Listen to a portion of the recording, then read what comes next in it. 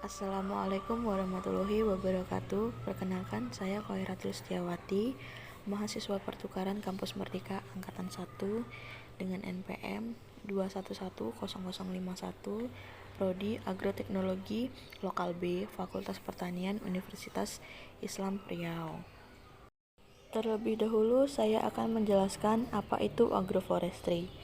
Agroforestry adalah suatu bentuk pengolahan sumber daya yang memadukan kegiatan pengolahan hutan atau pohon-pohon kayu-kayuan dengan tanaman komoditas atau tanaman jangka pendek seperti tanaman pertanian yang diterapkan sesuai dengan budidaya masyarakat setempat dan petani. Ada pula tujuan dari agroforestry itu untuk meningkatkan kesejahteraan masyarakat desa sekitar hutan, yaitu dengan cara memberikan peluang kepada masyarakat desa atau petani untuk bercocok tanam pangan guna meningkatkan pendapatan penduduk desa setempat. Dengan cara seperti ini, penduduk desa sekitar hutan diharapkan dapat berperan aktif dalam usaha penyelamatan dan pencegahan kerusakan hutan dalam pengolahan tersebut. Terdapat beberapa tipe agroforestry, yaitu yang pertama agrisilvicultur, yang kedua agropastura, yang ketiga silvopastura. Di sini saya menggunakan tipe agroforestry agrisilvicultur, di mana suatu sistem yang mengombinasikan antara komponen kehutanan dan komponen pertanian. Pada komponen kehutanan yang saya gunakan ialah pohon jati, sedangkan pada komponen pertanian yang saya gunakan ada jagung dan pisang.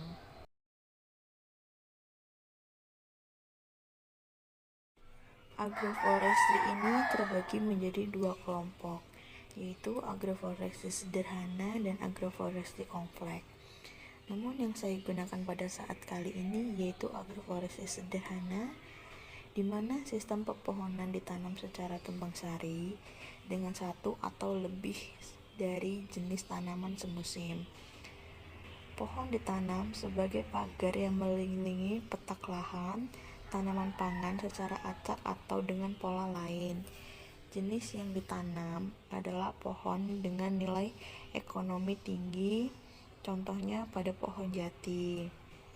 Sedangkan tanaman semusim itu yang jualnya nilai ekonominya rendah, seperti tanaman pisang dan jagung.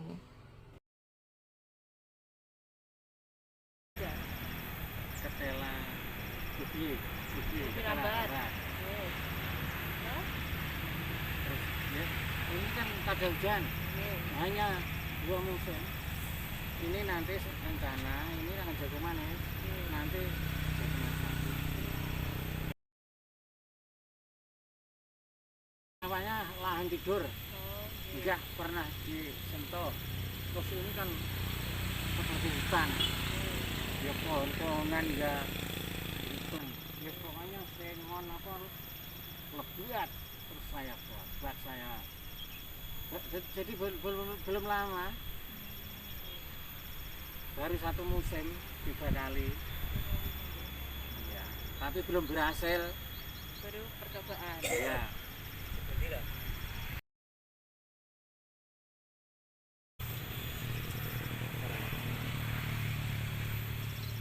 Harusnya sitok ya singetan. Yes. Jadi lahan ini tidak hanya ditanami tanaman jagung saja, namun juga dilihat dari kondisi yang sesuai. Namun terkadang juga ditanami ubi kayu. Jadi pada tanaman pohon jati bisa bertahan sampai puluhan tahun, tergantung pada butuhnya petani. Jika memang butuh hasil tanaman semusim tidak seperti biasanya, ya pohon jati tersebut dijual untuk menjadi pemasukan terbesar daripada petani tersebut. Tanaman agroforestry dibagi menjadi 2 macam, yaitu tanaman kehutanan berkayu dan jangka tanamnya tahunan. Yang kedua ada tanaman pertanian atau perkebunan non-kayu dan jangka tanamnya semusim. Yang pertama kita memasuki yaitu tanaman kehutanan. Ada beberapa jenis tanaman kehutanan yang sering digunakan dalam sistem agroforestry adalah pohon jati, pohon mahoni, dan pohon sengon. Sedangkan pada tanaman pertanian atau perkebunan yang sering digunakan dalam sistem agroforestry adalah padi, jagung, pisang, kacang-kacangan, kopi, dan coklat. Selanjutnya yang kita bahas adalah pola tanam agroforestry. Pola tanam agroforestry itu dibagi menjadi 4 macam, yaitu trace along border, alternative rows, alternative strip, dan random mixture. Namun yang sering digunakan pada masyarakat desa yaitu pola tanam trace along border, di mana penanaman pohon di bagian pinggir dan tanaman pertanian atau perkebunan berada di tengah-tengah lahan. Jadi sesuai dengan namanya yaitu trace along border, di mana tanaman pohon atau tanaman kayu yang tadi disebutkan pada tanaman jati dan ditanam mengelilingi lahan pertanian atau perkebunan yang di tengah-tengahnya, sehingga sesuai dengan namanya yaitu trace along border, yaitu pohon sebagai batas. Adapun keuntungan dan kelemahan dari sistem agroforestry, yaitu keuntungannya untuk meningkatkan pangan dan pendapat petani serta meningkatkan kualitas gizi masyarakat, sehingga tercapai kesejahteraan petani sekitar hutan serta dapat meningkatkan pengetahuan dan keterampilan petani yang diharapkan dapat dikembangkan pada sistem instansifikasi pertanian pada tanah-tanah kering pedesaan, yang berarti meningkatkan produktivitas tanah kering, tegalan, atau ladang. Ada juga kelemahan dari agroforestry itu yaitu penurunan kesuburan tanah, terjadinya erosi, kepunahan flora dan fauna, terjadinya banjir, terjadinya kekeringan, dan bahkan sampai dengan perubahan lingkungan. Demikian yang bisa saya sampaikan tentang agroforestry. Kurang dan lebihnya apabila ada kesalahan tutur kata saya, mohon maaf yang sebesar-besarnya. Dan jangan lupa buat like, komen, dan subscribe.